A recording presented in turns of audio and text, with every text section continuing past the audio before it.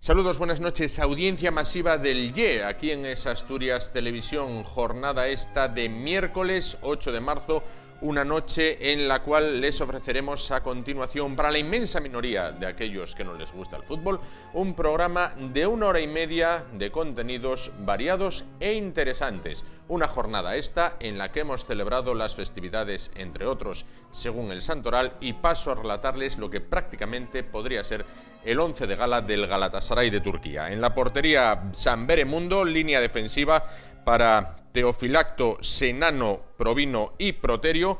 En la medular, otros 4 santos, que serían Litifredo, Leobardo, Hilarión y Gountran. Y arriba, Frigidiano y San Dutaco. Como santo más conocido del día, también tenemos a San Juan de Dios, que es, como su propio nombre indica, más de andar por casa.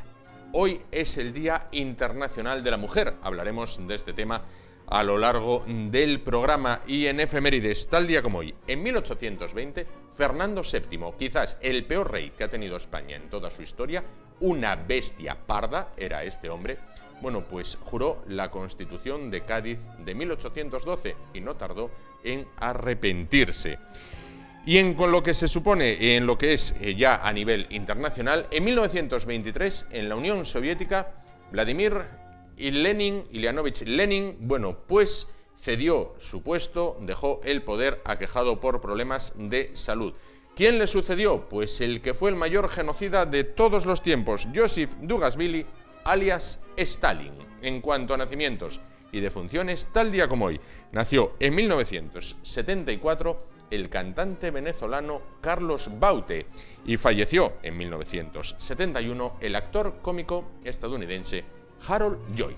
En lo que se refiere a la actualidad de la jornada, hay que hablar de ese Día Internacional de la Mujer. Pero además de todos los actos que se han venido desarrollando a lo largo de la jornada, hay que hablar de una noticia de la cual se hace eco el diario El Mundo, de distintas ofertas de trabajo que nos podemos encontrar y que paso a contarles. Anuncios como el de un bar en Galicia, donde se buscan, y cito textual, camarera guapa y que sea un poco puta. También en Galicia, camareras que tengan buen pecho y mínima experiencia. En Cristina, un ayuntamiento de Badajoz se ruega abstenerse a las mujeres para un puesto que convoca la propia entidad municipal. Volvemos a Galicia y nos encontramos con un puesto de peluquera y esteticista que no tenga cargas familiares presentes ni futuras. Y en Gran Bretaña, porque animales los hay en todas partes, no solo en la piel de toro, bueno, pues nos encontramos con que se pagan 53 euros hora por hacer las tareas domésticas desnuda. Señores políticos, jueces, fiscales, déjense de auténticas pijadas de todos y todas, diputados y diputadas, miembros y miembras, y pónganse a lo que verdaderamente interesa.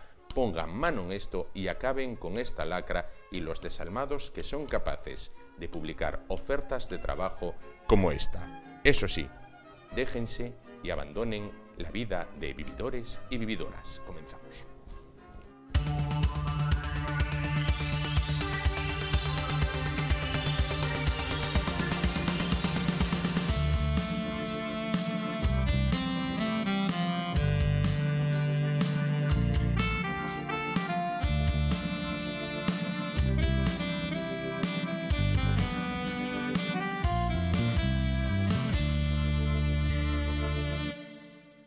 Bueno, pues comenzamos y lo hacemos, no podría ser de otra manera, en una fecha como la de hoy, en este caso, bueno, pues hablando con Almudena Cueto. Ella es directora del Instituto Asturiano de la Mujer y Políticas de Juventud. ¿Qué tal? Buenas noches. Hola, buenas noches. Bueno, imagino que durante estos días toda una locura de actos y todo un sinnúmero de actos, ¿no? Sin fin. Es el momento para reivindicar y luchar por la igualdad de las mujeres, aunque, bueno, 8 de marzo en realidad tiene que ser todos los días, no solamente hoy. Eso quería preguntarle. Hoy, ¿hay algo que celebrar o hay algo que lamentar? Yo creo que hay algo que luchar y trabajar para cambiar. No tenemos por qué ponernos negativas en la cuestión del trabajo por la igualdad. No tenemos mucho que celebrar.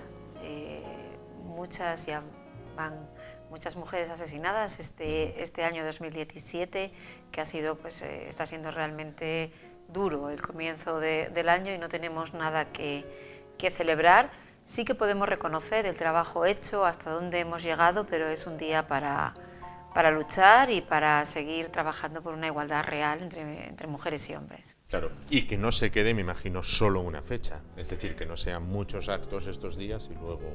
Bueno, en el Instituto Asturiano de la Mujer intentamos trabajar los 300 No, me refiero a la sociedad. días del año y así lo hacemos para la sociedad, ¿no? Que no solamente sea esta fecha y, bueno, pues desde muchos sitios, muchos espacios, instituciones, organizaciones, medios de comunicación, pues está trabajando. Yo creo que las cuestiones de igualdad están teniendo repercusión y cabida en el debate político todos los días, ¿no? Aunque es verdad que hay que aprovechar pues los momentos donde, bueno, pues tenemos el pico de atención de los medios de comunicación de la sociedad y es el momento para gritar más fuerte que necesitamos la igualdad, pero eso lo hacemos todos los días. Todos los días. Dígame, ¿España es un país machista? La sociedad española, no existe ninguna sociedad ni ninguna cultura que no lo sea. Son leyendas urbanas esas, las culturas de matriarcados o donde las mujeres tienen realmente el poder. España es una sociedad donde existe desigualdad entre mujeres y hombres, que lo vemos en los asesinatos con los que nos levantamos todas las mañanas, que son el fruto de esa desigualdad, pero lo vemos también en cuanto al mercado de trabajo. Quien tiene peor condición laboral, cobramos un 27% menos con la brecha salarial y sobre todo también quién atiende o quién reconoce la responsabilidad del cuidado, de la atención a niños, a niñas, a personas mayores. Todo eso va generando una desigualdad pues, que existe y que hay muchas personas en este país que no lo ven, ¿no?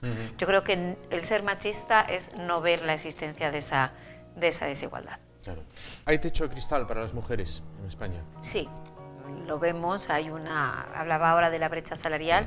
La brecha salarial viene, uno de sus factores es un factor que se llama el factor de horizontalidad, que es aquel que lleva a las mujeres a determinados trabajos que son fundamentalmente feminizados y por lo tanto se cobra menos, y luego está el factor de verticalidad, es decir, hasta dónde llegamos las mujeres. Y las mujeres, como tenemos menos tiempo, porque tenemos que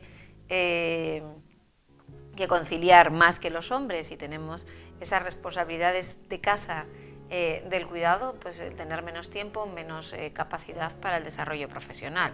Y llega un momento en el que hay que dedicar tiempo, hay que dedicar formación, y las mujeres tenemos menos oportunidades para ello que los hombres y por lo tanto, bueno, pues se ve en puestos directivos no recuerdo ahora mismo el número concreto. El número concreto, pero de las empresas del IBEX 35 yo no sé si había solamente 4% de representación femenina en los consejos de administración. Claro. Yo creo que eso se ve. Si nos vamos fuera del IBEX 35, si descendemos a la calle pura y dura, bueno, ¿qué podemos decir a esos hombres que dicen, por ejemplo, una frase que es: yo no plancho porque no sé? Que aprenda. Hay una profesora de aquí, de Asturias, María Moreno, que es experta en educación, en coeducación, que dice que las mujeres no nacemos con el gen de la limpieza. Aprendemos. Nos van enseñando lo que tenemos que hacer, nos van enseñando lo que tienen que hacer los hombres y lo que tienen que hacer las mujeres. Claro, los hombres tienen pistolas, tienen camiones, tienen coches cuando son niños y nosotras tenemos muñecas, limpiamos, cocinitas, utensilios de limpieza. Claro, es bebés que hacen de todo. O sea, bebés que hacen de todo. Entonces, bebés. Ese aprendizaje, es verdad, puede ser que no sepan, pero no saber no significa no poder. Claro. Tienen las mismas capacidades, ¿no? Pero es verdad que estamos siendo socializados de una manera distinta cuando se es hombre que cuando se es mujer. Y claro, pues si nos asignan a nosotras unas tareas, pero porque nos han aprendido desde pequeñitas a que las tenemos que hacer, no porque nacemos con una capacidad extra para planchar. Se ha avanzado, quiero decir, las nuevas generaciones, sin que suene a político, obviamente, bueno, vienen más receptivas a compartir las tareas o aún arrastran. Bueno, yo creo que sí. no estamos como hace 40 o 50 años. Está claro que se ha avanzado, ¿no? Pero no lo suficiente. No hay no se comparten al 50%, no hay una responsabilidad. Todos estamos acostumbrados a escuchar a aquellos hombres que son más proclives a trabajar en casa. Yo ayudo a mi mujer, yo ayudo en casa, yo los fines de semana hago, pero claro, las responsabilidades en casa están todos los días, ¿no? Pero es que antes no teníamos ni ese yo ayudo. Entonces, bueno, yo creo que sí que se ha avanzado, pero todavía no lo suficiente. Claro. ¿Es partidaria de las cuotas? Sí, si no, no estaríamos. Pero no es menospreciar a la mujer en este caso. No, si no, no estaríamos. Yo creo que quien decide y quien toma las decisiones las toman los hombres, quien organiza los espacios de poder lo hacen los hombres, y las mujeres tenemos muchas dificultades. La discriminación positiva es para ayudar a aquellos sectores que en un determinado espacio tienen una dificultad. Es como si yo estuviera en contra de cuando corren en atletismo, en las pistas estas redondas, todos empezarán en línea, y no todo el mundo empieza en línea, porque claro, el círculo de afuera es mucho más grande que el círculo de adentro, ¿no? Entonces las cuotas son eso, es decir, no todo el mundo está en la misma línea para tener las mismas posibilidades de acceso a los puestos de poder, ¿no? Entonces se articula una serie de medidas que garantizan que nosotras, que somos el 50% de la población, pues tenemos derecho por lo menos a ser el 50% en tema político, por ejemplo, a ser el 50% de los representantes políticos y de los cargos públicos, ¿no? Yo por eso creo que es que si no, no estaríamos. Hablando del tema político... No significa que las que estamos seamos tontas, simplemente que a una mujer, para estar en puestos de responsabilidad, se le exige más que a un hombre. Cierto. Hablando del tema político, le decía, el otro día por la tele un parlamentario de Polonia, creo que era, personalmente yo creo que se sobró con una parlamentaria española. ¿Es lógico que este hombre siga ocupando un sillón allá donde lo ocupe? Bueno, yo creo que estamos en una democracia y este señor está ocupando un sillón porque le votan personas que tienen su misma ideología. A mí me preocupa que haya personas en Europa de esa ideología de extrema derecha reaccionaria, ¿no? que piensan y que hacen eso. Pero es verdad que de manera más civilina esa valoración o minusvaloración de la mujer en el mundo político, en el mundo laboral, pues lo tenemos. Si las mujeres cobramos un 27% menos es porque socialmente nos estamos, digamos, articulando para que se entienda que el trabajo de las mujeres vale menos. Entonces yo creo que de una manera muy histriónica y muy exagerada, y que hace pupa cuando lo oyes, pues dices, esto no puede estar pasando, ¿no? Pero es que las personas que tenemos feministas, perspectiva de género, que analizamos la realidad con las desigualdades que hay, no solamente pasa con el diputado polaco, sino que lo vemos en más ocasiones, ¿no? Por ejemplo, un ejemplo de valorar o no lo que tienen que cobrar las mujeres, que era lo que estaban discutiendo en Europa, ¿no? Si vemos, por ejemplo, analizamos pluses de peligrosidad en convenios colectivos, si hay elementos químicos que pueden utilizar mujeres en el sector de la limpieza que no se consideran peligrosos, porque son las mujeres las que lo utilizan, pero esos mismos elementos químicos en otros empleos sí son peligrosos, porque en esos empleos son hombres los que están, ¿no? Entonces, objetivamente, hay ahí pues una cierta minusvaloración a la peligrosidad cuando la sufren las mujeres. Y eso se paga menos, ¿no? Entonces, bueno, hay veces que se ven claro como este hombre, y otras veces es más civilino. Sin duda. Bueno, durante estos días hemos visto una publicidad que a mucha gente le ha llamado la atención. Por ejemplo, se veía en la trasera de los autobuses en Oviedo. Era en forma de dibujo, de caricatura, que decía: soy mujer, madre, inmigrante y sin papeles. Bien. Y mucha gente se pregunta, ¿y qué pasa si es mujer, madre, española y contribuyente? ¿Ahí no hay un agravio comparativo? No, yo creo que, a ver, es una campaña donde ponemos, un poco recoge pues la variedad de las mujeres, es decir, es el Día Internacional de las Mujeres, y las mujeres en este país somos muchas cosas. Cada una lo que le toca, ¿no? Hay mujeres que no son madres, pero no por eso pueden incluso tener discriminación laboral o pueden cobrar menos.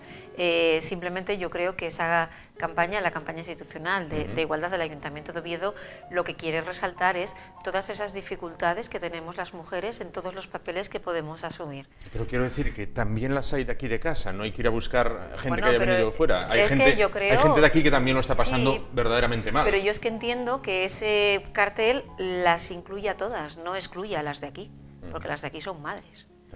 O no, es decir, yo creo que lo que pretende ese cartel es toda la variedad de las mujeres. Aquí evidentemente hay muchas mujeres pasándolo mal, más del 80% de las familias monomarentales, es decir, de las familias donde solamente un progenitor lleva adelante la familia son mujeres, con hijos, con cargas familiares, pero también es verdad que, entendiendo esa dificultad de las mujeres españolas que están si además eres inmigrante y no tienes papeles, pues tienes un plus.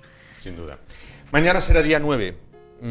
Habrá pasado la fecha del 8 de marzo, pero para ustedes es un día más de trabajo en el cual hay que seguir luchando a favor de combatir esas desigualdades. Bueno, a medio o largo plazo, ¿qué planes hay? Bueno, pues precisamente mañana aquí en Oviedo, en la Sala Borrón, por la tarde a las 6:30 presentamos un trabajo que hemos realizado, que es una guía para profesionales para atender la violencia de género en las zonas de ocio. Yo creo que uno de los puntos fuertes y claves que queremos seguir durante los próximos años es trabajar la igualdad con las personas jóvenes, y viendo que puede haber un poco de involución, viendo que hay un peligro que es que se entienda que ya se ha conseguido la igualdad cuando todavía las estadísticas nos dicen que no, y viendo también que hay un repunte de violencia de género importante en las parejas jóvenes. Mañana en la Sala Borrón a las 6:30 presentamos esta guía, y tendremos también un concierto a las 7:30 también con el ganador 2015 del concurso de maquetas, que es María, una chica que canta estupendamente. Perfecto, entonces, para finalizar, incidir en los jóvenes y sobre todo con una frase que yo le leía hace tiempo en una entrevista que decía: crepúsculo no es el amor. No es el amor, ni la igualdad, ni las oportunidades que puede tener una mujer joven en el mundo actual, ¿no? Las oportunidades de una mujer joven en el mundo actual no pueden pasar porque un vampiro te chupe la sangre. Sin duda. No pueden pasar por ahí. Sin duda. Ni por cobrar un 27% menos. Ni por cobrar un 27% menos. Efectivamente. Pues Almudena Cueto, directora del Instituto Asturiano de la Mujer y Políticas de Juventud, muchísimas gracias por estar con nosotros. Gracias a ti. Esta noche y reivindicar, esa igualdad en el día, pero también por hacerlo durante los 365 días del año. Antes de irnos, vamos a probar suerte. Le advierto, ni hombres ni mujeres este año lo han conseguido. El año pasado lo consiguieron 4 personas, 3 de ellas eran mujeres. Pero antes de intentarlo, vamos con el patrocinio de las Caldas Villa Termal. Complicado.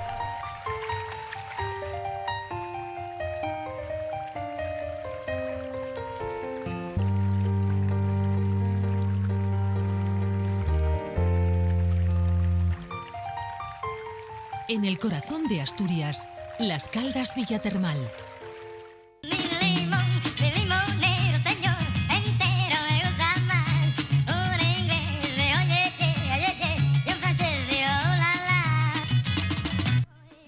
¿Tiene pericia?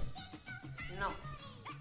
No sé si lo ha ganado alguna persona zurda, porque yo soy zurda. Ay, en eso no me fijo. A ver, con la izquierda... Sí sé que fueron 3 mujeres y un hombre.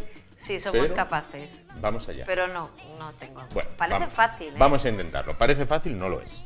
Vamos allá. Oh. Bueno, ya lo vi yo con menos pericia. Almudena, muchísimas gracias por estar esta noche con nosotros. Gracias a ti. Y nosotros nos vamos a continuación con publicidad y en un momento volvemos para continuar con el programa de hoy. Hasta ahora.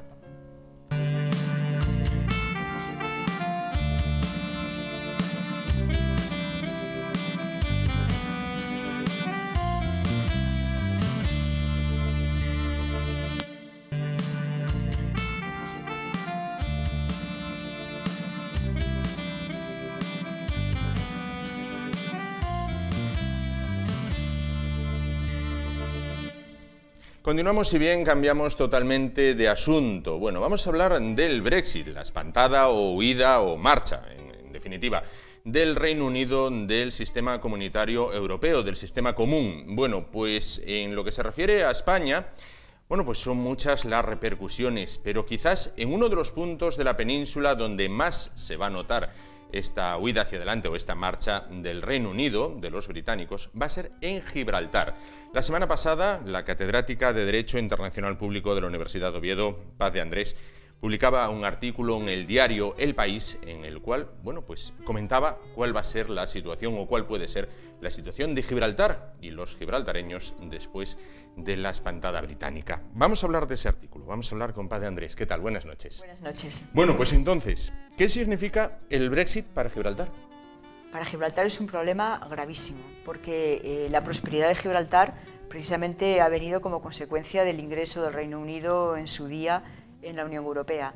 Gracias al estatuto que consiguieron al ser miembros de la Unión Europea, pues tienen libre circulación de personas, tienen libre circulación de servicios, y eso ha sido, como digo, la base de la prosperidad de Gibraltar, que en estos momentos, a pesar de ser un territorio de apenas 7 kilómetros cuadrados y unos 30.000 habitantes, tiene la renta per cápita una de las más altas del mundo. Eso se debe a su estatuto, que es un estatuto particular dentro de la Unión Europea. Claro, si el Reino Unido se va de la Unión Europea, Gibraltar también se va, lógicamente, y perdería todas esas ventajas, todas esas oportunidades que tienen hasta ahora. Es decir, España pasaría a tener frontera con un Estado que no es de la Unión. Efectivamente, y por tanto lo que llamamos verja pues sería la frontera con un territorio que además es un territorio no autónomo, porque Gibraltar, como sabemos, es una situación colonial y por tanto jurídicamente tiene un estatuto especial. Sería una frontera y por tanto España podría controlar el paso por esa frontera. Es decir, España podría volver a cerrar la verja. Si quisiera, sí. ¿Y debería cerrarla? Bueno, eso depende de finalmente cómo se arregle la situación. Lo que está claro es, como ya comentábamos, que si el Reino Unido se va, Gibraltar se va con el Reino Unido.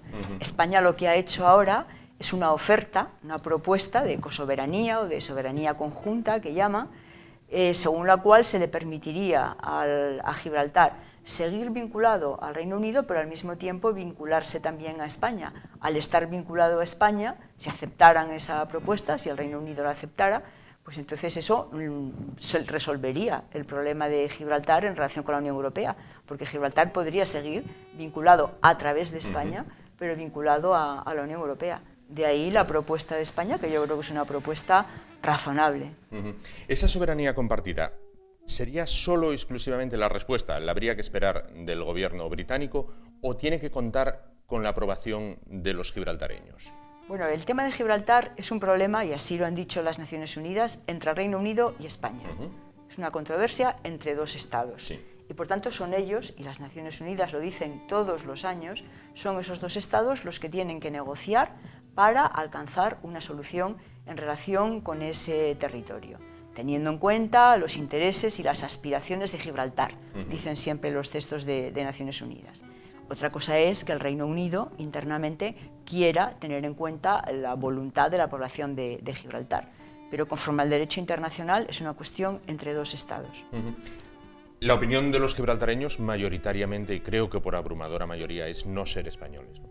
Sí, han realizado alguna consulta en ocasiones anteriores y siempre han dicho que no.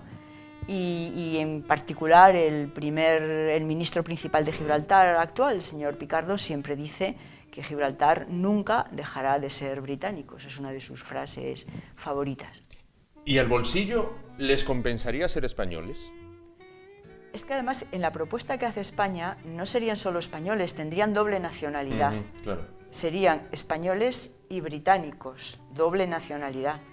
Yo creo que, teniendo en cuenta que eso significaría, por tanto, no renunciar a su vínculo con el Reino Unido, pero al mismo tiempo, como decíamos, a través de España, mantener el vínculo con la Unión Europea, yo creo que les compensaría desde el punto de vista económico, sin duda. De hecho, Picardo ha dicho en alguna ocasión que su interés en mantenerse en la Unión Europea no es un interés romántico, dice que es un interés económico, sin ninguna duda.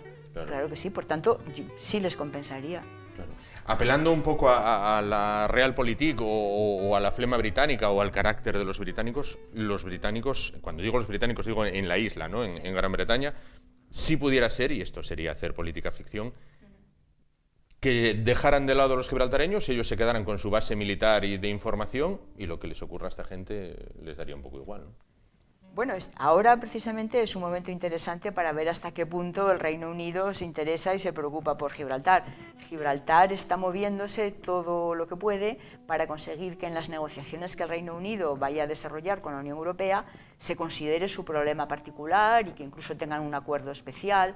No está claro que esto vaya a ser así, no solo ya porque la Unión Europea quiera o no quiera enfocarlo de una manera separada, sino porque el propio Reino Unido, que va a tener muchas cuestiones que abordar y muchos problemas que resolver con el Brexit, pues a lo mejor no le interesa concentrarse o darle prioridad a un tema muy específico como es el tema de Gibraltar. De hecho, en el libro blanco que ha presentado la primera ministra Theresa May, no se habla especialmente de Gibraltar, se habla de muchas otras cosas a negociar con la Unión Europea, pero no se concede una atención especial a Gibraltar. Por tanto, a partir de ahora podemos empezar a ver hasta qué punto el Reino Unido va a interesarse y va a esforzarse por resolver sus problemas a los gibraltareños o, por el contrario, se va a ocupar de los grandes problemas generales que plantea el Brexit. ¿De qué vive Gibraltar y los gibraltareños, principalmente? Pues viven, bueno, es un centro financiero. Gibraltar es un centro financiero muy importante porque tiene un sistema fiscal muy favorable para las empresas. De hecho, se dice que hay 3 veces más empresas que gibraltareños allí. Viven también de las apuestas online, de las apuestas por Internet. Todas estas ofertas de apuestas en el ámbito deportivo, por ejemplo, pues eso, buena parte de ellas se hacen desde Gibraltar. Y también del turismo. Claro. ¿Les cabe la posibilidad de ser Estado independiente, como San Marino, como Mónaco, como...? No, eso las Naciones Unidas lo han dicho con toda claridad y también lo reiteran. Las Naciones Unidas han considerado desde el principio en relación con Gibraltar que no hay un pueblo en sentido estricto, hay una población que técnicamente no es lo mismo. Es decir, personas que vinieron de diferentes procedencias. El pueblo de Gibraltar, cuando se cedió a través del Tratado de Utrecht, se marchó a San Roque y allí se fue el verdadero pueblo de Gibraltar. Entonces, no hay un pueblo en sentido estricto y, por tanto, las Naciones Unidas no entienden, consideran que no tienen derecho de libre determinación y por tanto no podrían optar por la independencia. De hecho, eso el Reino Unido lo admite, lo reconoce. Considera que no podrían optar por ese estatuto de independencia. Claro. A día de hoy, ¿es un anacronismo Gibraltar en la Europa del siglo XXI?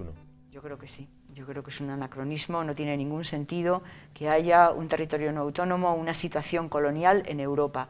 No tiene ningún sentido. De ahí que lo razonable sería buscarle una solución que tenga en cuenta los intereses de todos, por supuesto también los de los gibraltareños y los intereses de España, naturalmente, que es muy legítimo que España los defienda. Y de ahí que propuestas como estas a las que ya me he referido, la última propuesta española, pues es una propuesta que incluye, como comentábamos, la doble nacionalidad, mantener su régimen fiscal especial siempre que no vulnere el derecho de la Unión Europea, darles, porque también está incluido en la propuesta, un régimen de autonomía especial, que nuestra Constitución lo permite también, ¿no? Y luego que los dos Estados, el Reino Unido y España, compartan la defensa y las relaciones exteriores en relación con el territorio. Bueno, eso parece un estatuto muy razonable que, como ya vengo comentando, les permitiría resolver el gravísimo problema que van a tener el día en que el Reino Unido, dentro de 2 años, 3 o cuando sea, se vaya de la Unión Europea. De manera definitiva, ¿no? Claro. Digámoslo así. ¿Tiene paralelismo con la situación de Escocia? Donde los escoceses quieren seguir siendo europeos, o sea, europeos suelen seguir siendo. No, el único paralelismo es el deseo tanto de los escoceses como de los gibraltareños de continuar en la Unión Europea. Porque ciertamente, de forma muy mayoritaria, en Gibraltar, por ejemplo, el 96% se pronunciaron a favor de continuar y en contra del Brexit. Eso sí lo comparten, pero por lo demás no, porque, como comentamos, Gibraltar es un territorio no autónomo, es una situación colonial que está en la lista de territorios no autónomos de las Naciones Unidas. Escocia no. Escocia no tiene esa situación. Claro. España, lógicamente, no es China, no es el gigante asiático, pero Inglaterra o Gran Bretaña sí cedió Hong Kong a los chinos.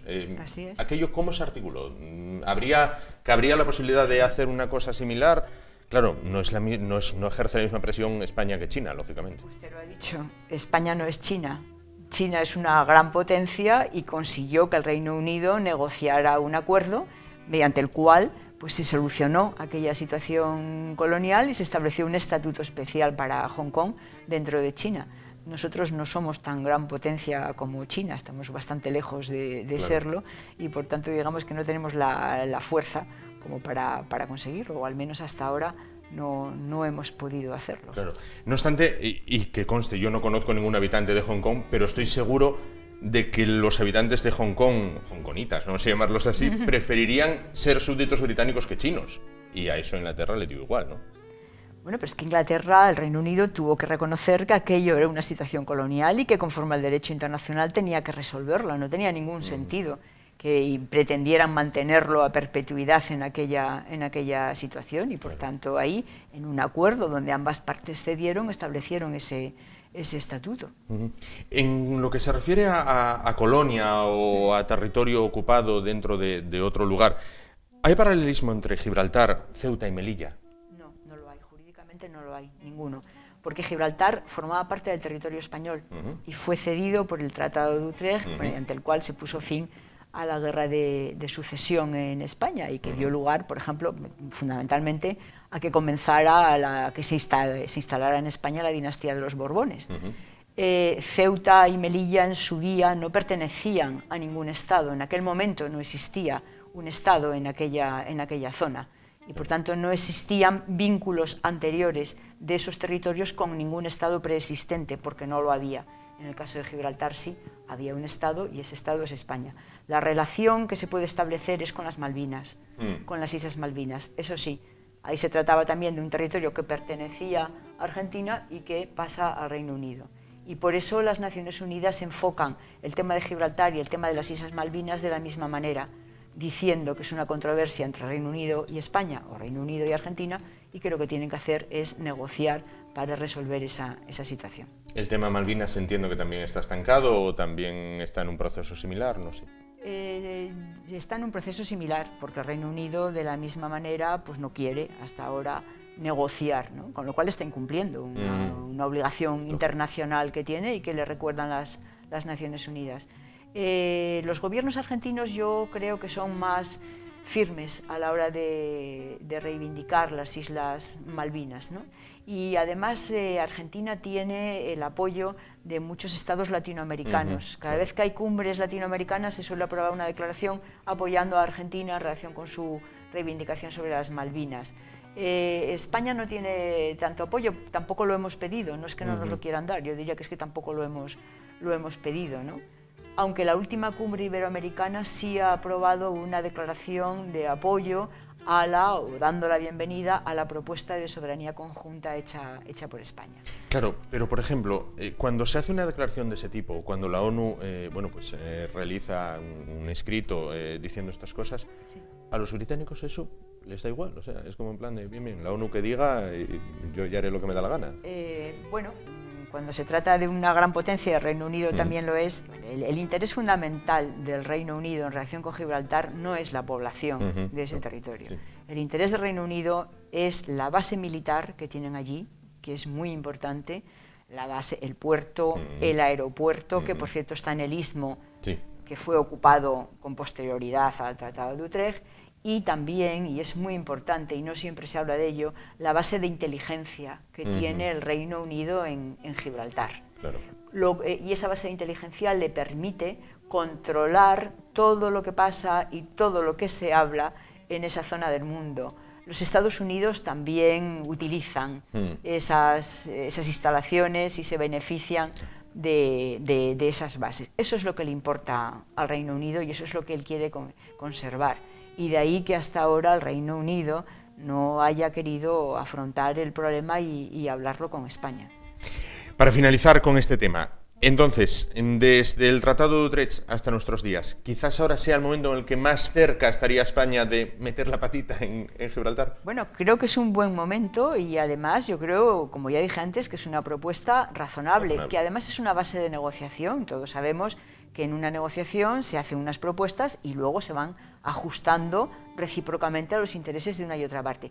Creo, sinceramente, con el contenido que tiene, que comentábamos, que es una buena base de negociación y que les permitiría a los gibraltareños mantener su excelente situación económica, la que tienen hasta ahora, sin tener que renunciar a su vinculación con el Reino Unido. Objetivamente, creo que esto es así. Está en su mano, lógicamente, aceptarla o no aceptarla, sabiendo eso sí, que si no aceptan esa propuesta o a la que se pudiera llegar, bueno, pues el día que el Reino Unido se vaya de la Unión Europea, ellos se van a todos los efectos. Claro. Y eso económicamente para ellos va a ser nefasto. Y tendrán que atenerse, por tanto, las consecuencias. Bueno, aprovechando su presencia con nosotros, nueva defensora universitaria. Bueno, ¿qué es? ¿Cómo lo afronta? El cargo consiste en velar por la defensa de los derechos y libertades de la comunidad universitaria. Así es como se define en las normas que lo regulen, que me parece que es una misión preciosa. Y además de toda la comunidad universitaria, por tanto de todos sus colectivos, estudiantes, personal de administración y servicio y profesores. Y también es un cargo para colaborar a mejorar la calidad del funcionamiento y, en definitiva, del servicio público que prestamos a la sociedad asturiana. Creo, como digo, que es un cargo con un contenido francamente bonito. ¿Cómo lo afronto? Pues con mucha ilusión, con muchas ganas, con mucha fuerza y con ideas para desarrollarlo. Desde luego voy a poner todo de mi parte para hacerlo lo mejor posible. Y estoy muy agradecida al claustro que me ha votado y me ha confiado esta importante tarea. Pues toda la suerte del mundo y todos los éxitos del mundo en ese nuevo cargo. Y gracias por aclararnos, bueno, pues de esta manera, por desmenuzar el artículo que escribía en el diario El País la semana pasada sobre el futuro de Gibraltar, que creo que hay una leyenda que dice que continuará siendo inglesa mientras haya monos en la roca. No sé si... A ver si está más cerca, si les pesa más el bolsillo que los monos. Vamos a ver, vamos a ver. Habría que explicarles a los monos que tienen ahora esta nueva posibilidad. Efectivamente, efectivamente. Que a lo mejor les conviene. Claro que sí, quizás sí. Pues muchísimas gracias. Antes de irnos, bueno, vamos a probar el tema del limón, la moneda. A ver si se queda en ese limón que ahí flota, cual peñón en el agua, o se va al fondo. Vamos allá. Como sé que si no lo consigo, que no lo voy a conseguir, va a tener un buen fin. Eso es. Pues yo lo intento, pero... Uy, bueno, ya lo vi yo más... Casi. Pues Paz de Andrés, muchísimas gracias por estar esta noche con nosotros. Gracias a usted, buenas noches. Y nosotros nos vamos ahora a publicidad y en un momento continuamos, porque vamos a continuar hablando de la Universidad de Oviedo, si bien de dos alumnos muy, muy brillantes y que han obtenido el premio Sí Somos Innovación. Hasta ahora.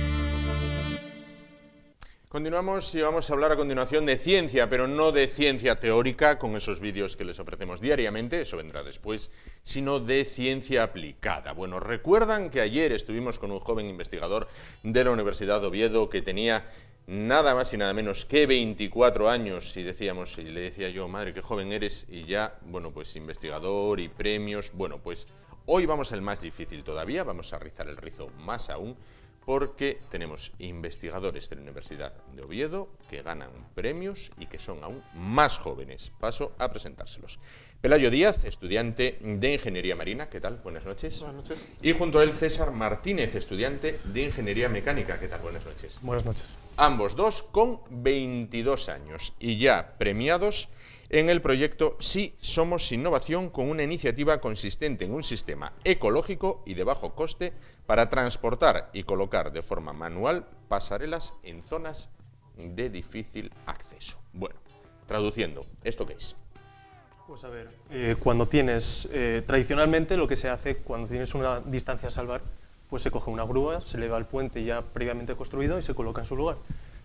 El problema surge, como comentábamos ahí, que debido a las circunstancias del terreno, que es complicado acceder con grúas y maquinaria pesada, pues entonces lo que se recurre es a tener que construirlo y lanzarlo desde una de las dos orillas, únicamente. Entonces ahí estamos un poco limitados y es esa solución que queríamos tratar y desarrollar. ¿Por qué ecológico? Digamos que el tema de ecológico y también el económico surgió un poco a la consecuencia del diseño y de los materiales que estamos utilizando. La empresa, en este caso, nos dijo, Media Madera, nos dijo que el puente tenía que contar en su estructura con vigas estándar de madera. Y evidentemente, como al fin y al cabo es madera, no es acero, es un material renovable y que se podía certificar fácilmente, digamos, sus cualidades ecológicas. Bueno, ¿por qué elegisteis este tema? Pues bueno, lo elegimos principalmente porque eran de los que ofertaban en esta iniciativa de Sí Somos Innovación, pues era el que más relación tenía con nuestro campo de estudio, que son las ingenierías, y bueno, en general es lo que más nos atraía.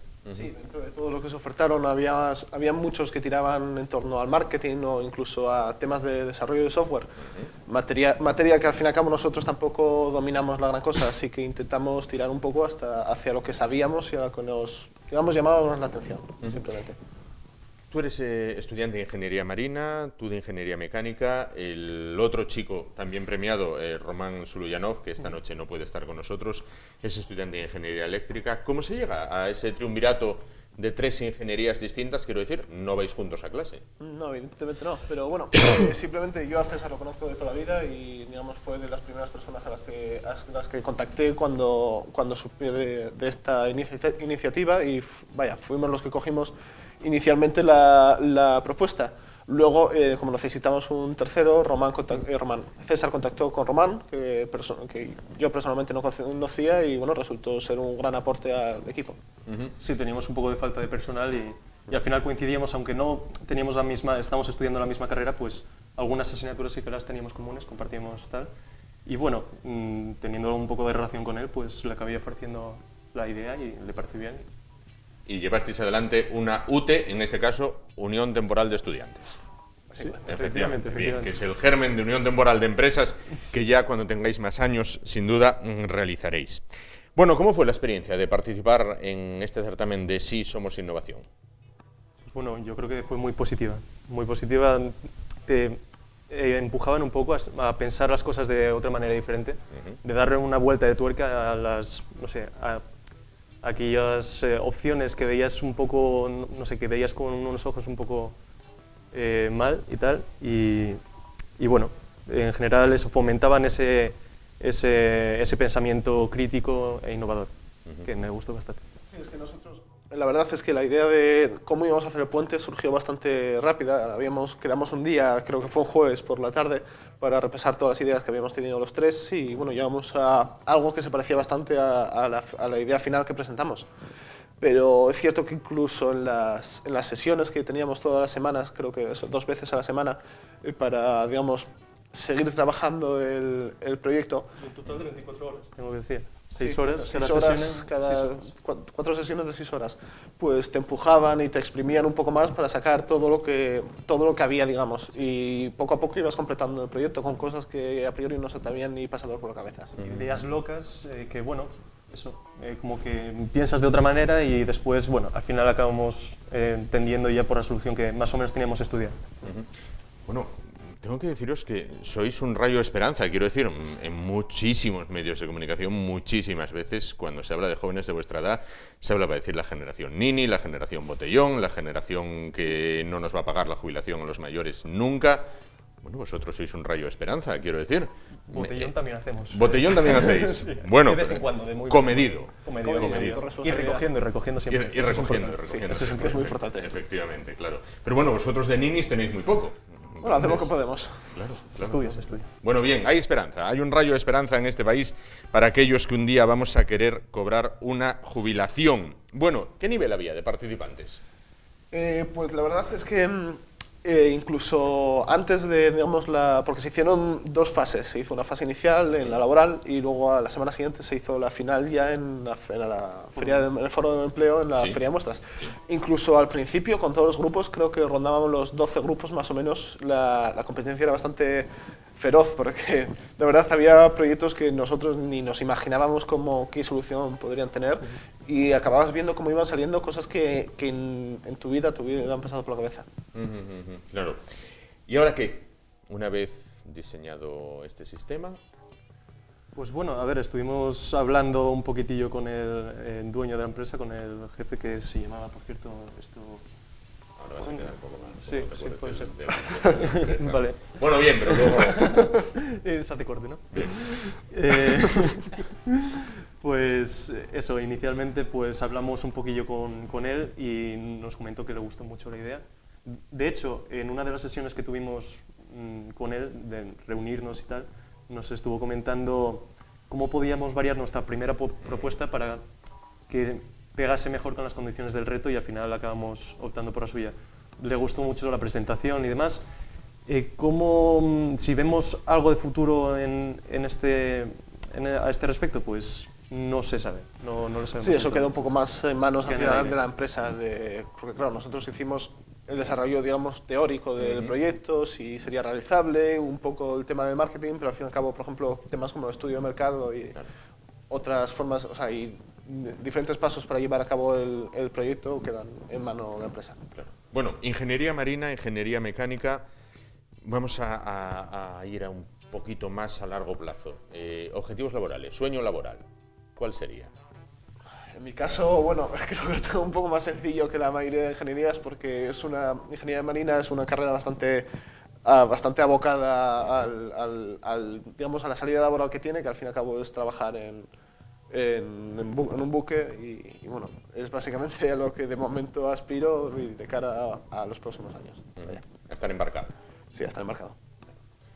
A ver, a mí me quedan 2 añitos de carrera todavía por delante, y bueno, lo que tengo pensado inicialmente sería hacer el Erasmus el 4º año en Dinamarca, si es posible, y allí ya hacer el TFG y con suerte algunas prácticas. Quedarme ahí, no lo sé, me gustaría la verdad vivir en Gijón, pero no sé, el futuro dirá, no lo tengo muy claro todavía. Claro. Eso nos lleva al tema laboral. En campos como el vuestro, ¿hay que irse sí o sí, o hay que tratar de explotar todas las posibilidades para quedarse de Pajares para acá? Sí, a nosotros siempre nos dicen que en el campo de marina, que si te pretendes quedar no en Asturias, sino directamente en España, que lo vas a tener muy complejo, porque desgraciadamente no hay barcos en los que trabajar que naveguen bajo bandera española. Así que evidentemente te tienes que ir fuera. Claro. No a vivir, porque no lo necesitas, pero sí a trabajar. Claro, en tu caso. En mi caso sí que me gustaría... A ver, tengo como sentimientos encontrados. Sí que me gustaría vivir en mi ciudad natal, que es Gijón, y estar ahí. Pero bueno, también tengo un poco de espíritu aventurero de marchar fuera y estar esos primeros años viajando y conociendo el mundo, y tal vez asentarme en algún lado donde veo que sí tengo futuro laboral y demás. Bueno, con la idea de volver, ¿no? Sin duda. Con la idea de volver. Obviamente. Bueno, entonces... ¿ahora a qué os vais a dedicar, al margen de una vez finalizado el proyecto? Supongo que a estudiar para poder sacarlo lo más limpio posible, curso por curso, ¿no? Sí, intenta, sí. Quedan unos 3 meses todavía este año bastante duros para intentar sacar lo mejor posible el curso.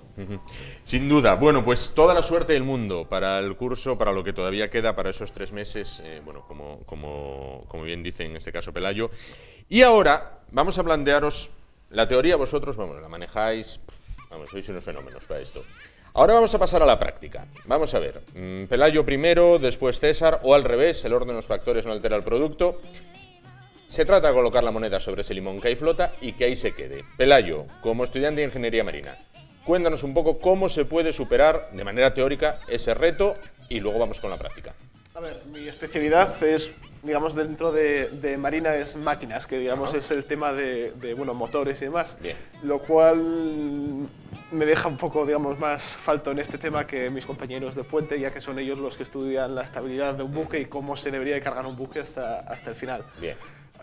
Pero bueno, intentaré hacerlo lo mejor posible. Bien, pues vamos adelante.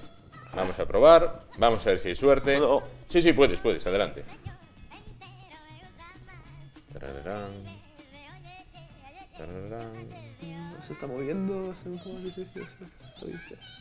¿Se puede tocar el limón? Sí. ¿Cuánto tiene que estar encima del limón? No, el tema es que si se queda hasta mañana. Vale.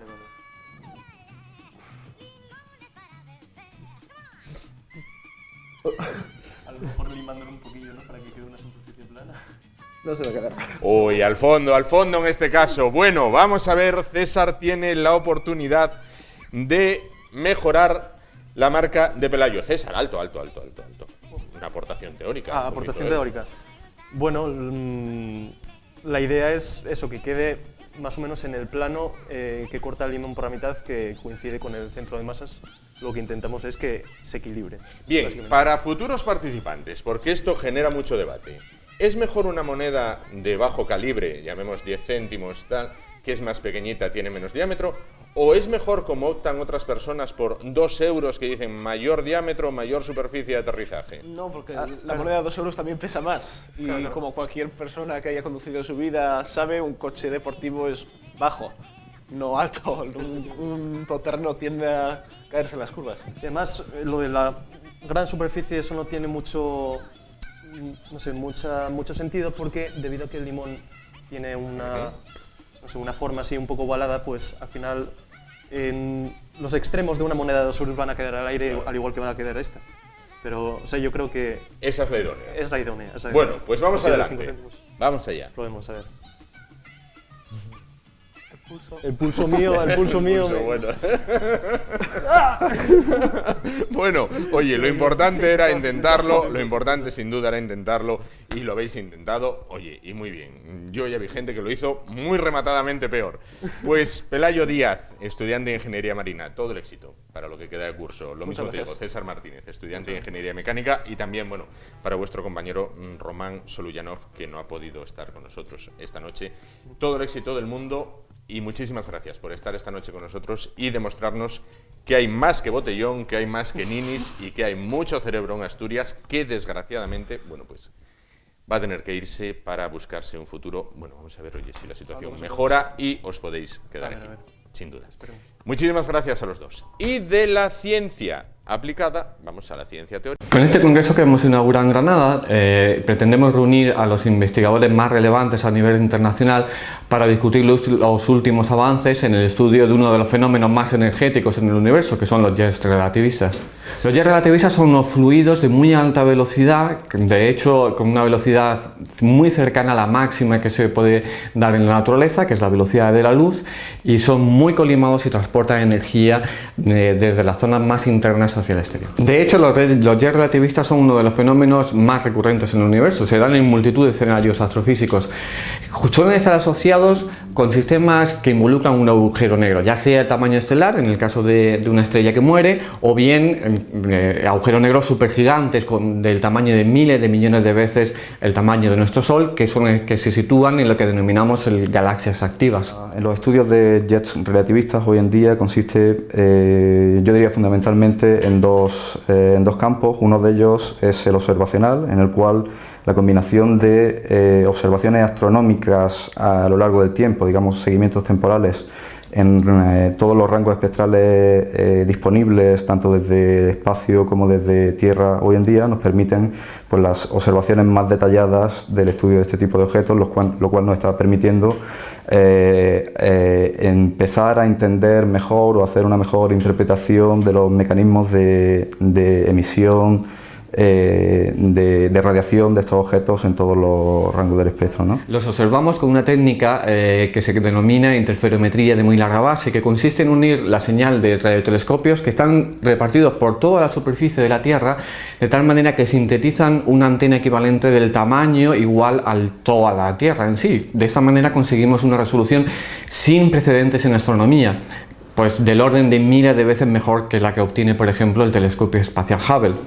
Y aparte de esto, pues también están las simulaciones numéricas, por supuesto. Hoy en día la disponibilidad de supercomputadores de muy alta capacidad de cálculo nos permiten realizar simulaciones numéricas de este tipo de objetos que eran impensables hace unos cuantos años, y esto está avanzando un montón, por supuesto, también en el entendimiento de la física por la que se rigen estos objetos. Sobre todo, ¿cuál es el proceso de formación? ¿Cómo el del acrecimiento de material en torno a agujeros negros son capaces de producirse estos jets de enormes velocidades que transportan energía hasta distancias mucho más lejanas que el tamaño de la propia galaxia que los alberga? El papel de España en este tipo de estudios yo diría que es altamente relevante. Y por dos cosas fundamentales, dos factores fundamentales. Por un lado, tenemos en España una gran cantidad de observatorios astronómicos que nos permiten la obtención de datos muy relevantes y en algunos casos incluso hasta únicos en el mundo de este tipo de objetos, como son, pues, por ejemplo, el Observatorio de Calar Alto, el de Roque de los Muchachos en la isla de La Palma, y el telescopio de Irán de 30 metros que tenemos aquí en Granada también. Y por otro lado, pues también hay que mencionar que España es un país rico en grupos de investigación en este campo, todos ellos de muy alta calidad y que producen trabajo pues reconocido a nivel internacional en todos los foros. Pensamos que en este congreso uno de los mayores avances va a provenir de intentar discernir cuáles son los mecanismos de emisión de muy altas energías.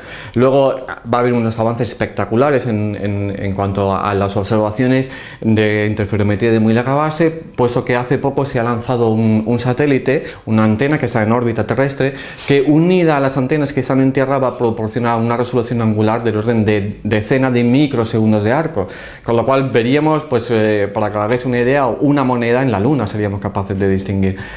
Y de esa manera intentamos ver las zonas más internas y, si es posible, incluso distinguir la sombra que dejaría el agujero negro central del núcleo de estas galaxias activas. El posible cierre del observatorio de Calar Alto, o al menos como hemos sabido últimamente, el de parte de sus telescopios, por supuesto no va a redundar en ningún tipo de beneficio, ni para la comunidad astronómica, ni española ni internacional en general, ni por supuesto tampoco para el campo de estudio de este congreso y de nuestro grupo. En concreto, nosotros lideramos en el telescopio de 2,2 metros de Calar Alto un programa observacional que lleva activo desde mediados de 2007 para el seguimiento del tipo de objetos que vamos a tratar en nuestro congreso. Y este programa de observacional que ha tenido tanto éxito y el que nos ha dado pie a numerosas colaboraciones internacionales y trabajos de alta calidad, pues está en serio peligro por el posible cierre del observatorio que ha sido anunciado por el CSIC recientemente.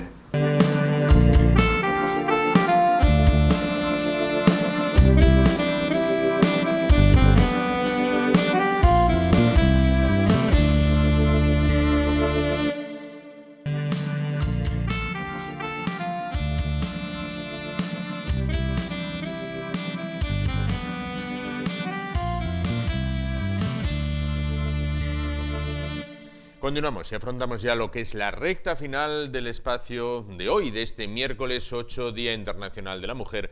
Es tiempo para hablar de cine a continuación con Ismael Juárez.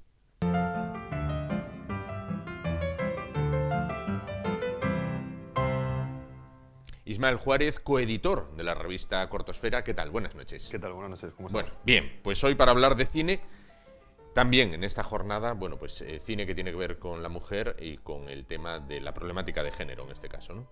Pues sí, vamos a hablar de unos test, vamos a decirlo así, son test la mayoría de ellos.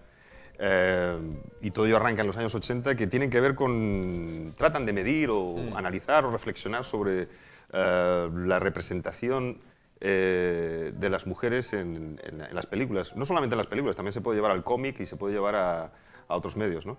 En términos cuantitativos y en términos cualitativos. Nació casi como una anécdota y ciertamente algunos de ellos, ¿no?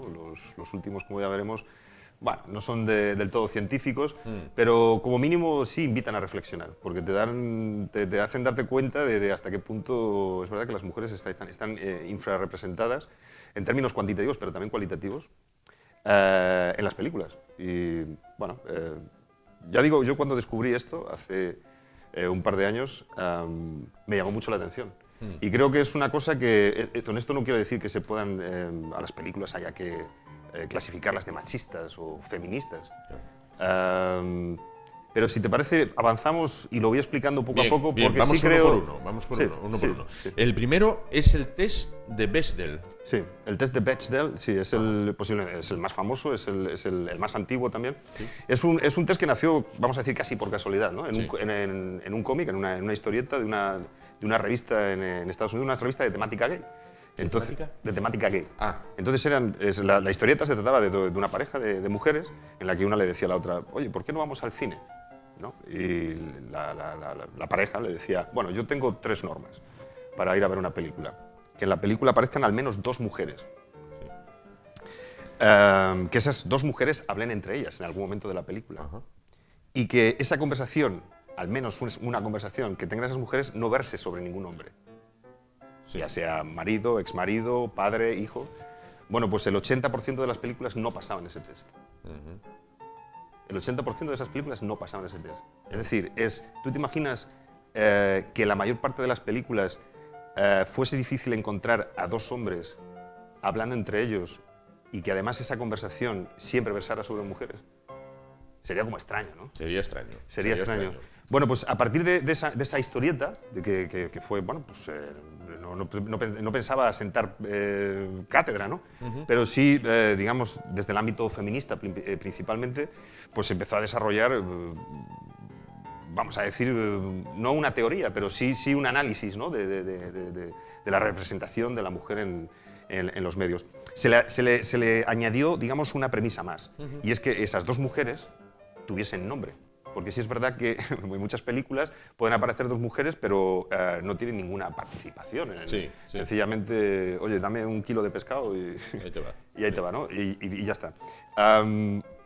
¿Qué pasa? Que el test de Bechdel tampoco asegura que una película vaya a ser feminista, vamos a decir así, ¿no? Por ejemplo, Pretty Woman sí lo pasa, y en términos estrictos, Pretty Woman, digamos, no guarda valores feministas, precisamente, ¿no? Mientras que hay otras películas que sí tienen, digamos, otro tipo de valores, vamos a decir, y no lo pasan.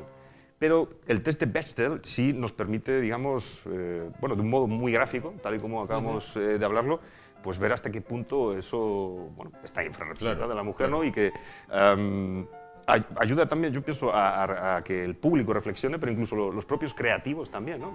Tenemos creado una serie de esquemas en torno a las historias de la que es difícil a veces salirse, ya digo, como público, pero también como creador, por ejemplo, guionista, ¿no?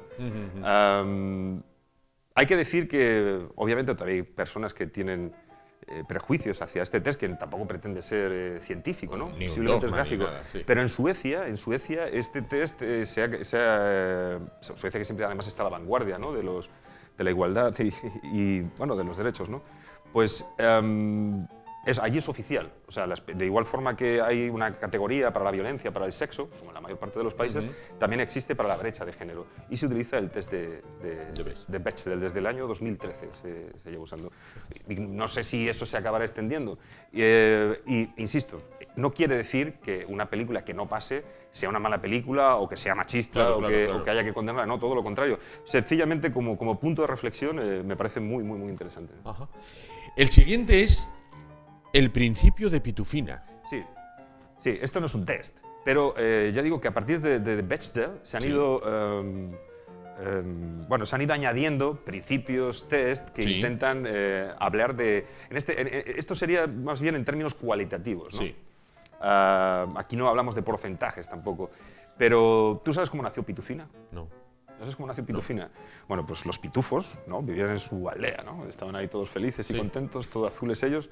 Y Gargamel, ¿no? Siempre los quería destruir. Sí, efectivamente, Gargamel los quería destruir. Y entonces creó una pitufina. Una pitufina que era morena, de pelo corto y de zapatos planos, para sembrar el caos.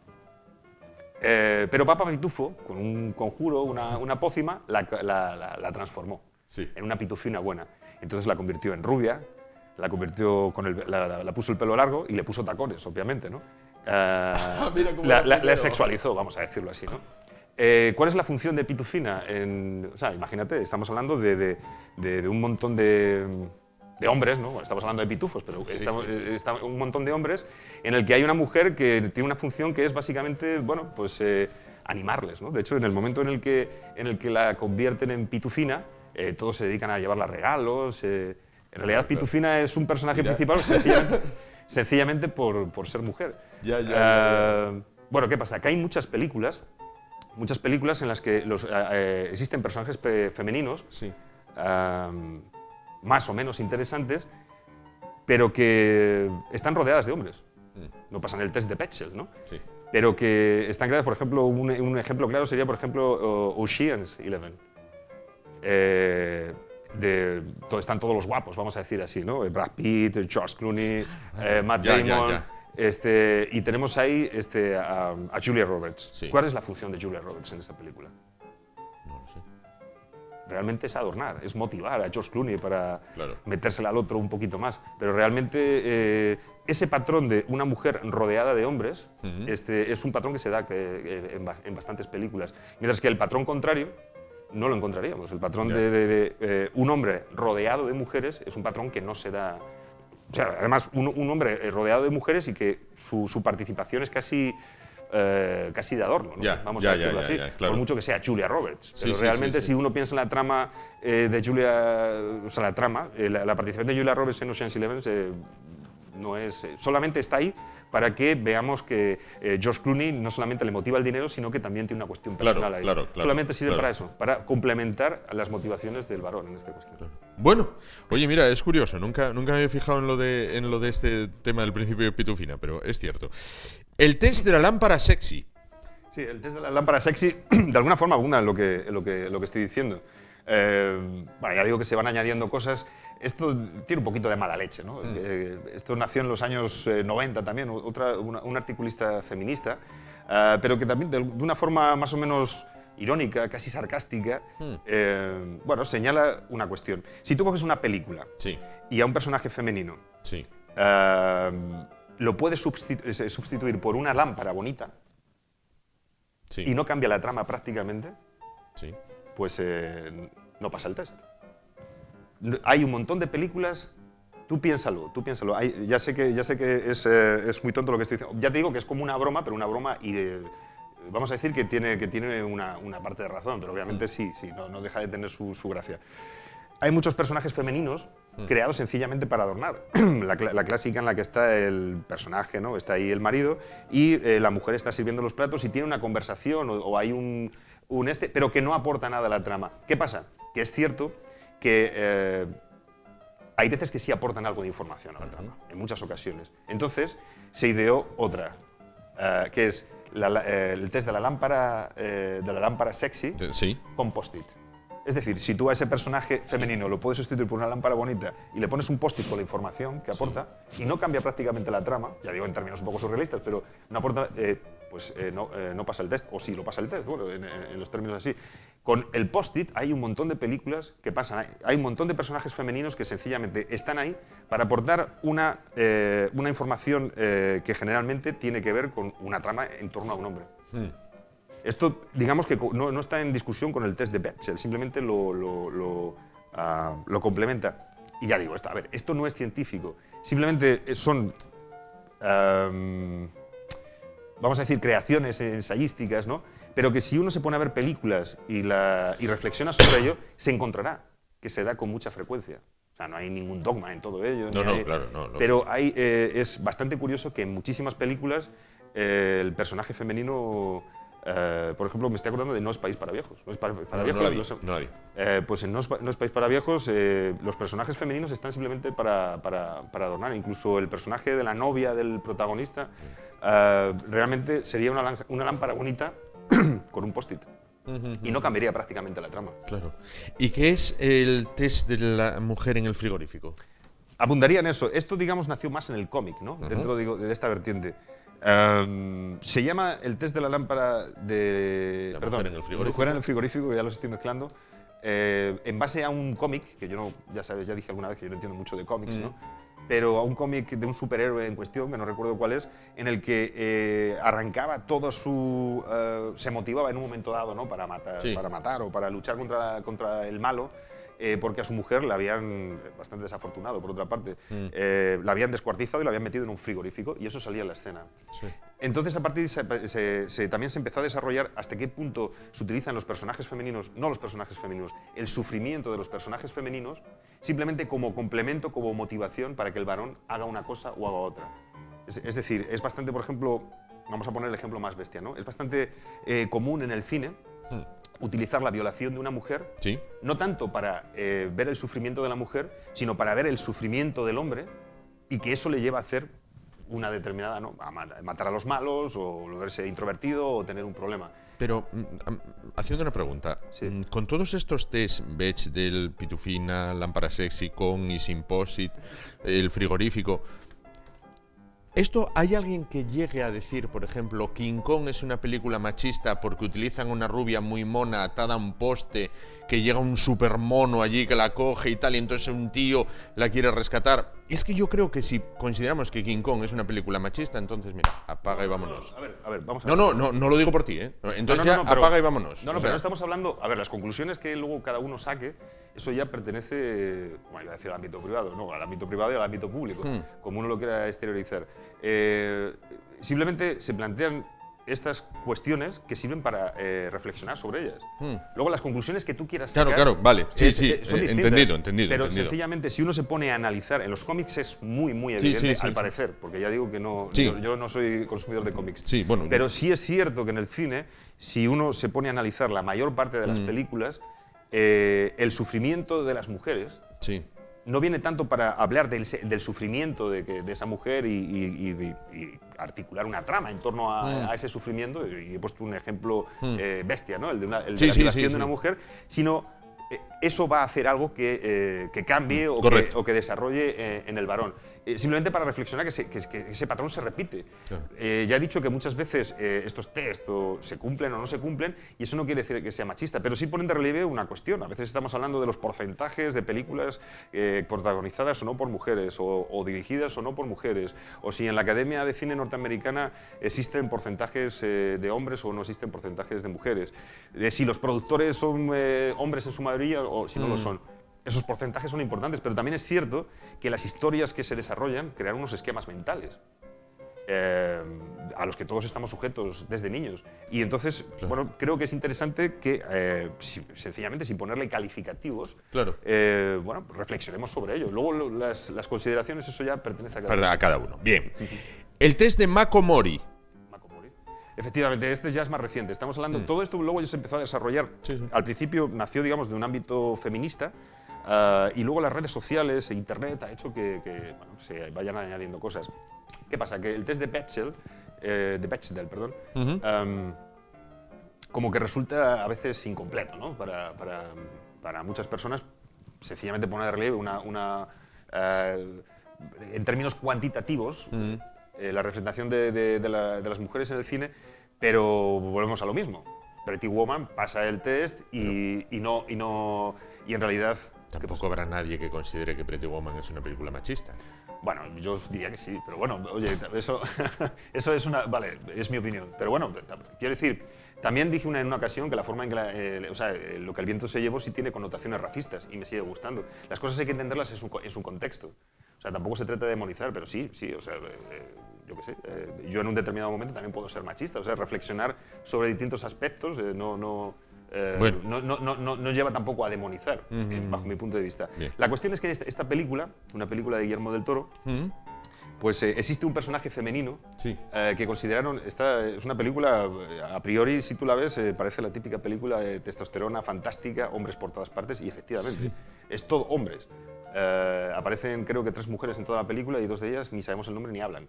Entonces, Makomori es una mujer que está sencillamente rodeada de hombres, pero tiene su propio arco argumental, en el sentido de que no es un complemento de la historia del hombre, que era lo que hablábamos antes, que tiene una historia interesante, que se sostiene por sí misma, y nadie pone en cuestión si, o sea, el ser mujer o no mujer, eso no es una cuestión, ¿no? Luego es una persona que es un personaje que no está sexualizado y tampoco está masculinizado. Claro. Porque sí es cierto que bueno, ha habido películas en el pasado como Tomb Raider, ¿no? de Angelina Jolie, que básicamente, y otro tipo de ejemplos, que básicamente crean un personaje femenino pero casi lo masculinizan para dotarlo, ¿no? O sea, es como lo opuesto. No, se trata de una persona, de una mujer que no está masculinizada, pero tampoco está sexualizada a lo pitufina. Y que tiene su propio hilo argumental y que entonces consideraron que no se podía catalogar a películas que fueran machistas, sencillamente porque pasaran ese test o no lo pasaran. Hay películas en las que aparecen un montón de hombres y que, independientemente si te gusta o no, a mí esta película no es un género que me vuelva loco, pero bueno, como elemento de reflexión, este test bueno, se tiene en cuenta. ¿Vale? Y apurando el tiempo, vamos con el último, el test Furiosa. Sí, este ya es un poco, quiero decir, esto es un poco ya un poco furioso, ¿no? Surgió cuando Mad Max además se pone como ejemplo de que cumple todos los test, ¿no? Existen personajes femeninos, al menos 7 muy potentes, en los que no hablan entre ellas, en las que no hablan sobre hombres, en las que además existe un personaje femenino, Furiosa, que no es complemento del hombre para nada, pero levantó muchas críticas en las redes sociales, ¿no? Como la de los cazafantasmas, ¿no? Que no tiene nada que ver esa película y otras. Entonces, bueno, pues se ha propuesto que el test Furiosa consiste en que si determinados sectores supuestamente machistas atacan una determinada película por feminista, pues ya pasa el test. Bueno, esto a mí ya me parecería una exageración, ¿no? Llevado a eso. Digamos, más allá que sí estoy de acuerdo con las consideraciones de Mad Max, de que efectivamente es una película redonda en ese sentido, o sea, digamos, crear una identidad por simplemente fijarse en lo que tienes en contra siempre es algo que no se sostiene, ¿no? Pero bueno, era simplemente por crear todo este círculo, ¿no? de cuestiones que sirven para que analicemos Pues Ismael, muchísimas gracias. Llegamos así al final de lo que es bueno, el apartado de cine en la jornada de hoy. Bueno, una jornada, como sabes, bueno, dedicada especialmente a las mujeres. Antes de irnos, vamos a probar suerte con las Caldas Villatermal, pero como siempre, antes de ello, el patrocinio del concurso.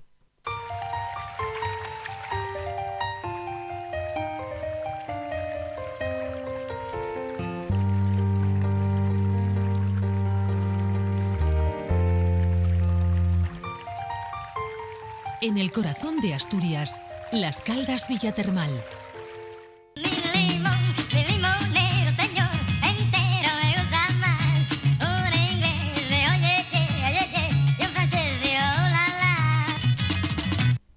Bueno, vamos con ello, vamos a probar suerte, vamos a ver si hay precisión, si hay pulso, a ver cómo se da el tema. Vamos allá. Ya me has dicho de pulso y ya... Y ya... ¡Ay! Abajo en este caso. Bueno, no hubo suerte, Ismael. Nos vemos la semana que viene. Bueno, para hablar de temas que tienen que ver con los Oscars, en este caso. Vamos a darle una vuelta ya al margen del error aquel que tuvo, ¿no? Aquellos pobres que sabe Dios dónde estarán, quizás en Alcatraz ya metidos, pero bueno, bien, provetones. Bueno, pues muchísimas gracias por estar esta noche con nosotros. Nos vamos, les dejamos, como siempre, con el meme de la jornada. En esta ocasión, bueno, pues no podía ser menos, rindiendo un homenaje a las mujeres. Muchísimas gracias, volvemos mañana.